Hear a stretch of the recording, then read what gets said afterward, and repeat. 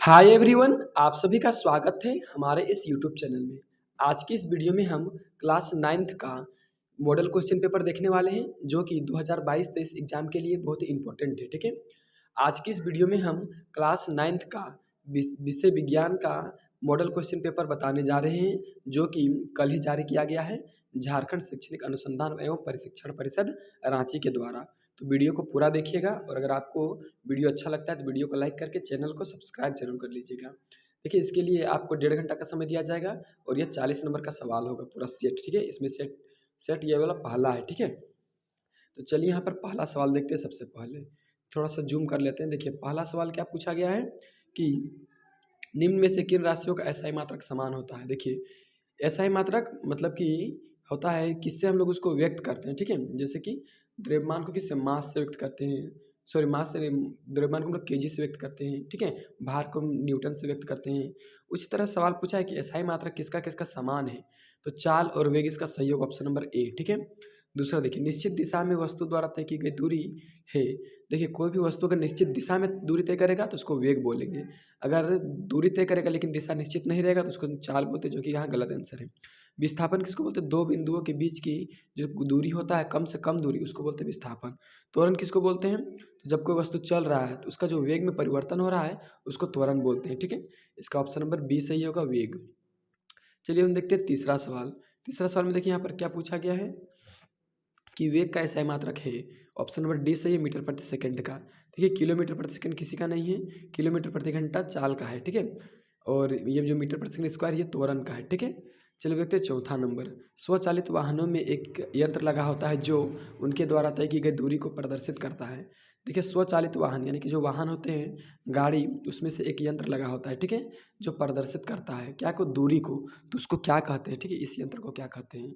इसका सही आंसर है ऑप्शन नंबर ए, ओडोमीटर। ठीक है, स्पीडोमीटर नहीं, स्पीडोमीटर यहाँ गति मापता है। थर्मामीटर भी नहीं है, ये तापमान को मापता है। ठीक है, अगला चलिए हम 5वां नंबर में चलते हैं। देखिए, 5वां नंबर में क्या पूछा है, यदि पिंड का द्रव्यमान दोगुना कर दिया जाए तो उसका वेग आधा हो जाता है, हो जाए सॉरी, यदि पिंड का द्रव्यमान दोगुना कर दिया जाए और उसका वेग आधा हो जाए तो पिंड का रैखिक संवेग क्या होगा। ठीक है, होगा कितना होगा, तो इसका सही आंसर ऑप्शन नंबर बी वही होगा। देखिए कैसे सो, मान के चलिए कोई किसी का द्रव्यमान पहले 5 kg था और उसका वेग था 10 मीटर प्रति सेकंड। ठीक है, और बाद में इसको दोगुना कर दिया। ठीक है, तो 10 कर दिया और ये आधा हो गया, तो ये आधा हो गया मतलब 5 हो गया। तो जब हम लोग मोमेंटम यानी कि निकालेंगे संवेग, तो P बराबर था m इंटू वी। तो देखिए, यहाँ m है 5 और v है 10, तो 5 दही कितना होता है 50, और यहाँ पर भी जब निकालेंगे तो 5 दही 50, इसलिए होगा वही रहेगा। ठीक है, अब अगला चलिए हम चलते हैं छठा नंबर में। छठा नंबर देखिए क्या पूछा गया है कि यदि दो वस्तु ए और बी के द्रव्यमान क्रमशः 6 kg तथा 34 kg हो तो क्या होता है। ठीक है, तो देखिए, आप सबसे पहले आपको बता देते हैं, जो वस्तु भारी रहता है उसका द्रव्यमान ज़्यादा होता है, तभी तो भारी रहता है, और उसका जड़त्व भी ज़्यादा होता है। तो इसका ऑप्शन ए नंबर में कह रहा है कि ए का जड़त्व बी के जड़त्व से अधिक होगा, गलत है। बी का जड़त्व ए के जड़त्व से सही है, यह भी सही है। ठीक है, यही ऑप्शन सही है। चलिए देखते हैं हम 7 नंबर में क्या पूछा गया है। ठीक है, 7 नंबर, न्यूटन गति के किस नियम को जड़त्व का नियम भी कहा जाता है। इसका सही आंसर होगा ऑप्शन नंबर ए, न्यूटन का गति का प्रथम नियम को जड़त्व का नियम भी कहते हैं। ठीक है, कोई भी वस्तु तब तक गति में या विराम में नहीं आ सकता है जब तक कि उसमें बाह्य बल नहीं लगाया जाए। 8वां, रॉकेट किसके सिद्धांत पर कार्य करता है। तो इसका सही आंसर ऑप्शन नंबर सी, संवेग संरक्षण का सिद्धांत। ठीक है, संवेग संरक्षण का सिद्धांत। ठीक है, और बाकी ऊर्जा संरक्षण वगैरह दूसरा दूसरा कुछ है। ठीक है, ऊर्जा का बचाना।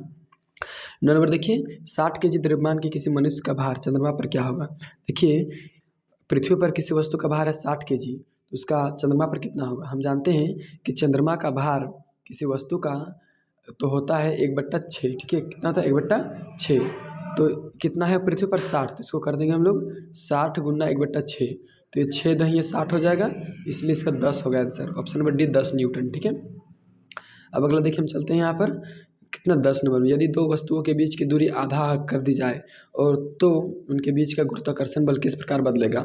इसका सही आंसर ऑप्शन नंबर बी, 2 गुना बढ़ जाएगा। ठीक है, अब अगला चलिए हम चलते हैं 11 नंबर में। देखिए, 11 नंबर में क्या पूछा है कि ध्वनि किस माध्यम से गमन करती है। तो इसका ऑप्शन क्या है, ठोस तरल गैस, इसका ऑप्शन होगा डी, उपरोक्त सभी। ठीक है, 12 देखिए, वायु में ध्वनि तरंगे निम्न में से किसका उदाहरण है। ठीक है, तो वायु में जो ध्वनि तरंगे हैं वो कौन से तरंगे हैं, अनुदैर्ध्य तरंग है कि अनुप्रस्थ तरंग है कि विद्युत चुंबकीय तरंग है कि वो कोई विकल्प नहीं।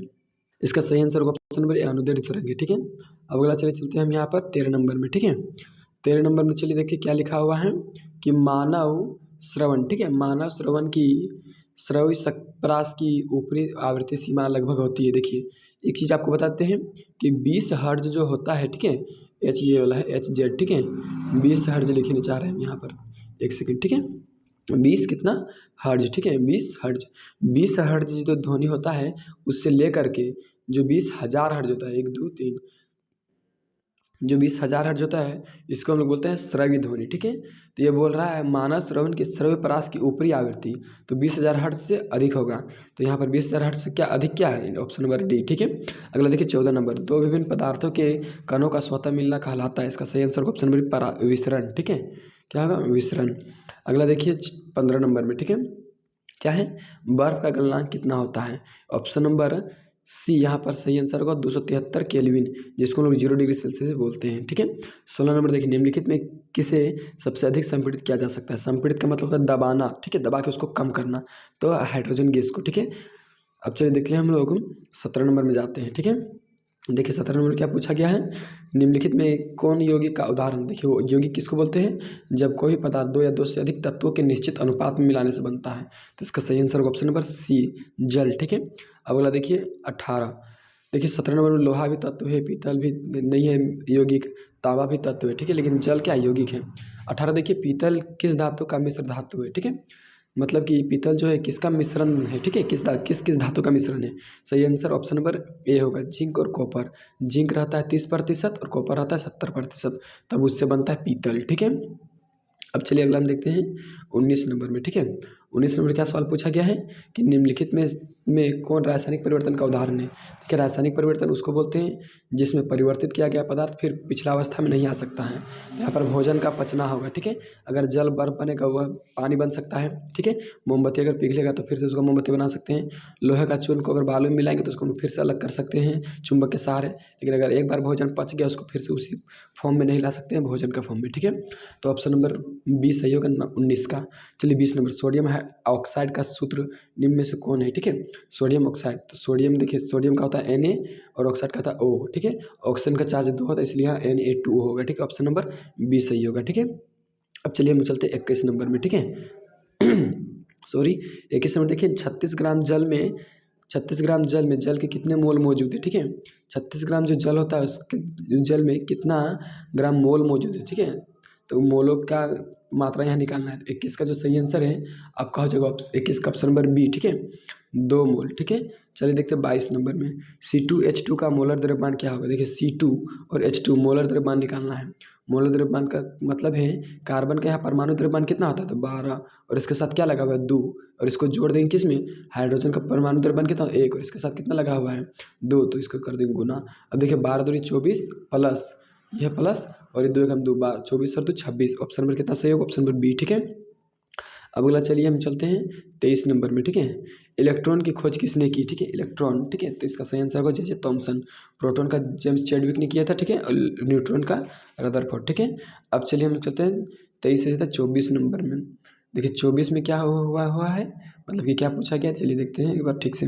24, एक तत्व में 11 इलेक्ट्रॉन है तथा 12 न्यूट्रॉन है, उस तत्व का परमाणु संख्या क्या होगा। देखिए परमाणु संख्या किसको बोलते हैं, तो उसका हम लोग किसका संख्या को हम लोग परमाणु संख्या बोलते हैं, तो जितना भी इसका इलेक्ट्रॉन रहेगा वही इसका परमाणु संख्या होता है। ठीक है, ऑप्शन नंबर ए सही होगा 11, यानी कि सोडियम है। 25 नंबर देखिए, किसी तत्व के समान समस्थानिक में निम्नलिखित में से कौन और परमाणु का समान नहीं होंगे। ठीक है, देखिए क्या पूछा है कि किसी तत्व के समान समस्थानिक में निम्नलिखित में कौन और परमाणु का समान नहीं होंगे। ठीक है, यहाँ पर थोड़ा क्वेश्चन में उलझाया है। ठीक है, तो इसका सही आंसर होगा ऑप्शन नंबर सी, न्यूट्रॉन। अब अगला चलिए हम चलते हैं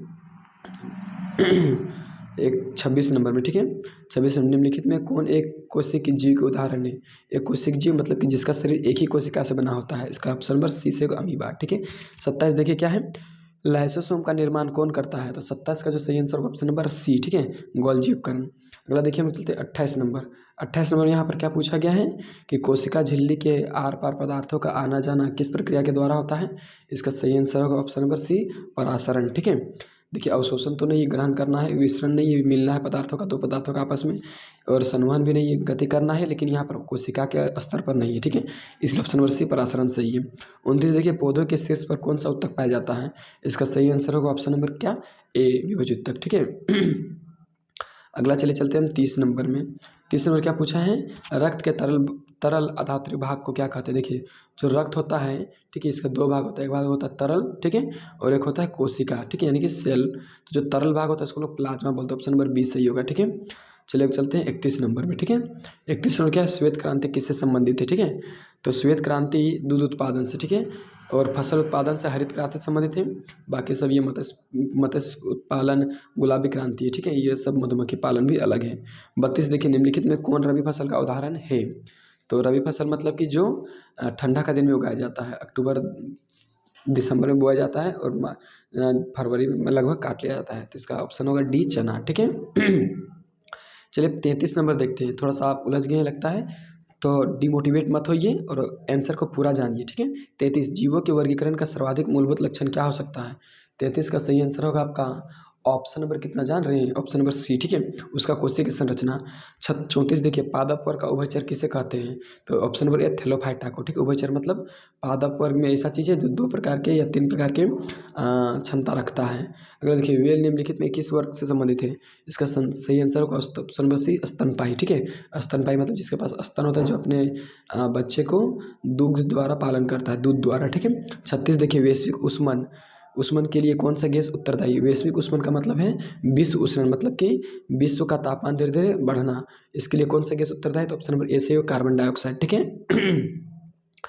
माफ़ कीजिएगा, थोड़ा सा 3 क्वेश्चन बचा हुआ है, तबीयत खराब होने के बाद भी हम आपके लिए वीडियो लेकर आ रहे हैं। 37 देखिए जल प्रदूषण से निम्नलिखित में से कौन सा प्रभावित नहीं होगा? ठीक है, तो कौन सा प्रभावित नहीं होगा? ऑप्शन नंबर डी से फेफड़े संबंधित रोग, ठीक है। अब अगला देखिए कितना है, 1 सेकंड रुक जाइए आप थोड़ा सा। चलिए 38 देखिए निम्नलिखित में कौन असंक्रामक है? ठीक है, असंक्रामक किसको बोलते हैं? जो आपसी संपर्क से नहीं फैलता है, ठीक है। इसका सही आंसर होगा ऑप्शन नंबर रतौंधी। रतौंधी आँख में होने वाला एक रोग है जिसको अंग्रेजी में नाइट ब्लाइंडनेस बोलते हैं। इसमें जैसे जैसे शाम होता है वैसे वैसे व्यक्ति को दिखाई देना बंद हो जाता है। 39 देखिए निम्नलिखित में कौन दीर्घकालिक रोग के उदाहरण? दीर्घकालिक रोग मतलब जो ज़्यादा दिनों तक रहता है। इसका सही आंसर होगा ऑप्शन नंबर 39 का सी, ठीक है, टीबी बहुत दिनों तक रहता है, ठीक है। अब अगला देखिए हम 40 नंबर और ये लास्ट क्वेश्चन है इस मॉडल क्वेश्चन पेपर का। 40 नंबर जीवाणु निम्नलिखित में से कौन से वर्ग में आते हैं? ठीक है, तो जीवाणु जो होता है आपका आता है मोनेरा वर्ग में, ठीक है। इसका ऑप्शन नंबर बी सही होगा। इस प्रकार से हम आपका जितना भी मॉडल क्वेश्चन में सवाल पूछा गया था उसका सटीक और उसको समझाते हुए बताएं। अगर आपको वीडियो अच्छा लगा है तो वीडियो को लाइक कीजिए और सब्सक्राइब करना नहीं भूलिएगा।